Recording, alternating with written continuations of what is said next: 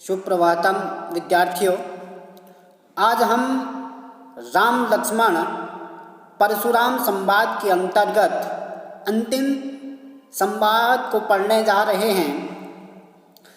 सर्वप्रथम हम इस संवाद का वाचन कर लेते हैं, तत्पश्चात इस संवाद से संबंधित कठिन शब्दों का अर्थ आपके सामने प्रस्तुत किया जाएगा और उसके बाद भावार्थ हम प्रस्तुत करेंगे। तो देखिए, सर्वप्रथम पढ़ लेते हैं। कहे वो लखन मुनि सीलु तुम्हारा, को नहीं जान विदित संसारा। मात पिथि उरन भये नीके, गुर ऋनु रहा सोचु बड़ जी के। जो जन हमरे ही माथे काढ़ा, दिन चली गए ब्याज बड़ बाढ़ा। अब आन्यू व्यवहार्यो आ बोली, तुरत देव मैं थैली खोली। सुनी कटु बचन कुठार सुधारा, हाय हाय सब सभा पुकारा। भृगुबर फरसु देखा बहु मोही, विप्र विचारी बचौ नृपद्रोही। मिले न कबहू सुबड रन गाढ़े, द्विज देवता घर ही के बाढ़े। अनुचित कही सब लोग पुकारे, रघुपति शयन है लखन नेवारे। लखन उत्तर आहुति सरिस, मृग वर कोपु कृषाणु। बढ़त देख जल सम वचन बोले, रघुकुल भानु। सबसे पहले हम कठिन शब्दों के अर्थ देख लेते हैं। जैसे ऋणु का अर्थ है ऋण, सीलु का अर्थ है सील, उरीन का अर्थ है उऋण, नीके का अर्थ है अच्छी तरह, हमरे ही का अर्थ है हमारे ऊपर या हमारे ही।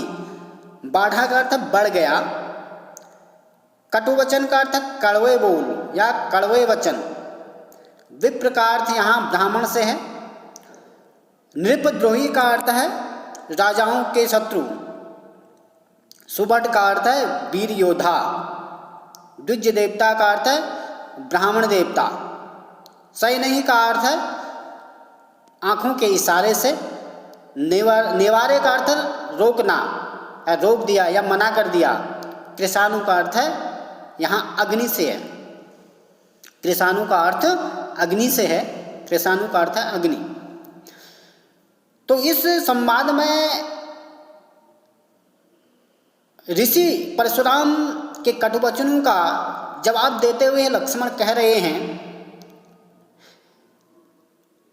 लक्ष्मण जी परशुराम से कहने लगे, क्या कहने लगे? देखिए, कहे वो लखन मुनि सील तुम्हारा, को नहीं जान विदित संसारा। लक्ष्मण जी कहने लगे, हे मुनि, सीलू का अर्थ आपका जो सील है कौन नहीं जानता। यानी आपका जो सील है उस सील को सभी जानते हैं, सभी परिचित हैं। आपका सील तो विश्व प्रसिद्ध है। मात पिता उरन भय नीके, गुरु ऋण रहा सोच बड़ जी के। माता पिता के ऋण से आप पहले ही उऋण हो चुके हैं। आप अपने माता पिता से तो भली भांति उऋण हो ही गए हैं। अब केवल किसका ऋण बचा है? गुरु का ऋण रह गया है। गुरु का ऋण बचा है। और जिसका आपके मन में बड़ा ही सोच है, आप बड़ी ही बार बार गुरु की बात कर रहे हैं, गुरुद्रोही कह रहे हैं, तो आपके मन में इसकी चिंता है। सो जनु हमारी माथे काढ़ा, वह जो गुरु ऋण है वो मानो आप हमारे जो मत्थे हैं उसको हमारे मत्थे मढ़ा दे रहे हैं, हमारे मत्थे चढ़ा रहे हैं। दिन चली गए ब्याज बड़ बाढ़ा, यानी जो ऋण है, जो गुरु ऋण है, आपने यह ऋण बहुत दिनों से चुकाया नहीं है, और यदि ऋण चुकाते नहीं तो ब्याज बढ़ जाता है। तो इसलिए के कह रहे हैं आपने यह ऋण बहुत दिनों से नहीं चुकाया है, इसका ब्याज भी बहुत बढ़ गया होगा। अब आनीय व्यवहारिया बोली, तुरंत देव में थैली खोली। यानी जो ब्याज बढ़ गया होगा, अब आप कह रहे हैं कि अब आप किसी हिसाब करने वाले व्यक्ति को बुलाकर लाइए, मैं तुरंत थैली खोलकर दे दूं, क्योंकि आप वो ब्याज मेरे मत्थे मढ़ा रहे हो, चढ़ा रहे हो, इसलिए आप तुरंत किसी हिसाब करने वाले व्यक्ति को बुलाकर लाइए, मैं तुरंत थैली खोलकर उस ब्याज को पूरा कर देता हूं। सुनी कटु वचन कुठार सुधारा, हाय हाय सब सभा पुकारा। लक्ष्मण जी की कटु का अर्थ कड़वी बातें सुनी, सुनकर, कटु का अर्थ कड़वी, वचन का अर्थ बातें, कुठार सुधारा, कुठार का अर्थ है कुल्हाड़ा, हाय हाय सभा पुकारा। लक्ष्मण जी की इतनी कड़वी बातें सुनकर परशुराम और क्रोधित हो गए, और उन्होंने अपने जो फरसा है उसको संभाला। यह देखकर वहां उपस्थित जो राजा थे, यानी यह देखकर जनक जी की जो सारी सभा में जितने लोग थे उनके बीच हाय हाय मच गई। वो हाय हाय कहने लगे, क्योंकि ऋषि परशुराम बहुत ही क्रोधी स्वभाव के हैं। उनके विरुद्ध यदि कोई कटु वचन कहते हैं तो वो उनका विनाश कर देता है, उनका विनाश कर देते हैं। इसलिए वहाँ राजा उनमें जितने भी लोग हैं उस सभा में वो कह रहे हैं हाय हाय सी मच गई है उस सभा में। भृगुबर फरसु देखा बहुमोही।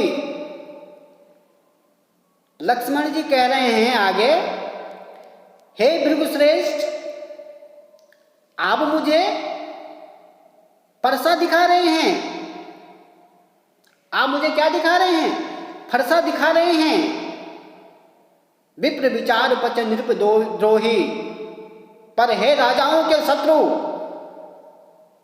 पर हे राजाओं के शत्रु, मिले न कबहू सुबड़ रन गाढ़े, द्विज देवता घरों के बाढ़े। हे राजाओं के शत्रु, मैं ब्राह्मण समझकर आपको छोड़ रहा हूं। आपको अभी तक रण में विजयी होने वाले बलवान वीर नहीं मिले हैं। ब्राह्मण समझकर मैं आपसे युद्ध नहीं कर रहा हूं। हे राजाओं के शत्रु, अभी आपको रणभूमि में विजयी होने वाले वीर नहीं मिले हैं, आपको बलवान वीर नहीं मिले हैं।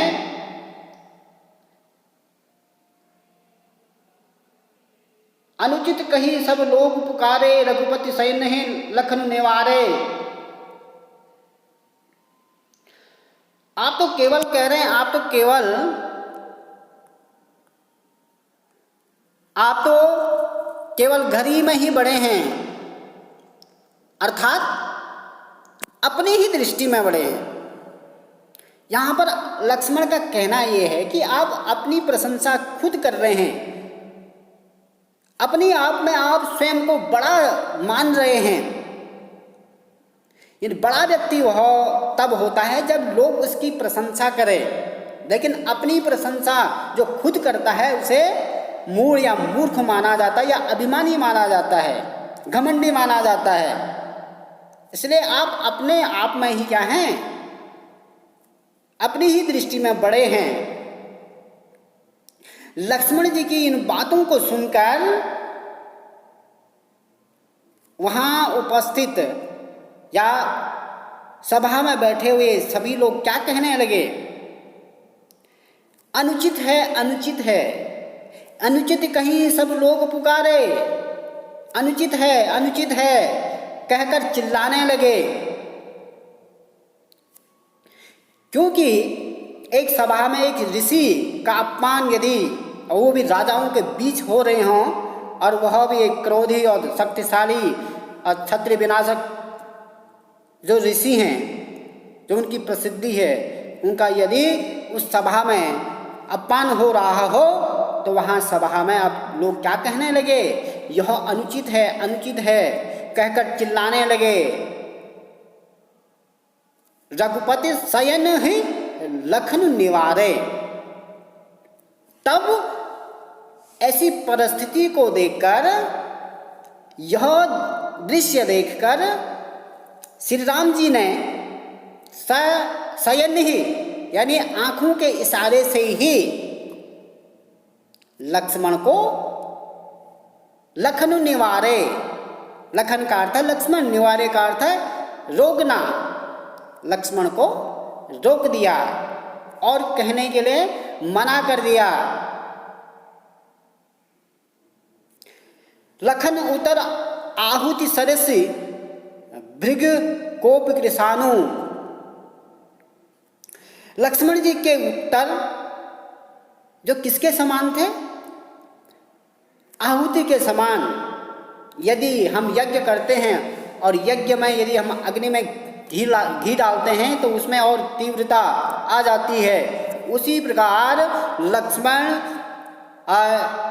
परशुराम के क्रोध को और बढ़ाने का काम कर रहे थे। इसलिए उनके जो उत्तर थे वो आहुति के समान थे। कृषाणु का अर्थ या अग्नि, भृग बर कोपु का अर्थ है परशुराम भृगवंशी है, इसलिए कोपु का अर्थ यहाँ क्रोध से, यानी परशुराम के क्रोध में अग्नि यानी आहुति का काम लक्ष्मण कर रहे थे। उनका जो उत्तर था वो अग्नि के समान, आहुति के समान उनके क्रोध को बढ़ा रहे थे। उनके इस क्रोध को बढ़ते देख परशुराम जी की क्रोध रूपी अग्नि को भड़काने के लिए ये पर्याप्त थे। लक्ष्मण के जो उत्तर थे वो पर्याप्त थे उनके क्रोध को बढ़ाने के लिए। किंतु बढ़त देख जल सम वचन बोले रघुकुल भानु, यानी ऋषि परशुराम की अग्नि को, क्रोध रूपी अग्नि को भड़कते देख या बढ़ते देख रघुकुल भानु, भानु का अर्थ है सूर्य, जो रघुवंशी हैं, सूर्य कुल में पैदा हुए रघुवंशी श्री राम अग्नि को शांत करने वाले जल के समान, जल सम वचन बोले, जल के समान वचन बोलने लगे। श्री राम के वचन सुनकर परशुराम शांत हुए और उनका जो क्रोध था वो कम होने लगा और धीरे धीरे सभा में सब कुछ ठीक हो गया। तो प्रिय विद्यार्थियों, राम लक्ष्मण परशुराम संवाद के अंतर्गत ये पाठ आज पूरा हो गया है। अगले पाठ के साथ हम आगे वाले वीडियो में मिलेंगे। अब इस संवाद से संबंधित जो काव्य सौंदर्य है, उस काव्य सौंदर्य को हम आपके सामने प्रस्तुत कर रहे हैं। सबसे पहले तो भाषावधि है इस पाठ का। अलंकार मुख्य रूप से इसमें अनुप्रास और श्लेष है और छंद चौपाई और दोहा है। तो आज इतना ही, धन्यवाद।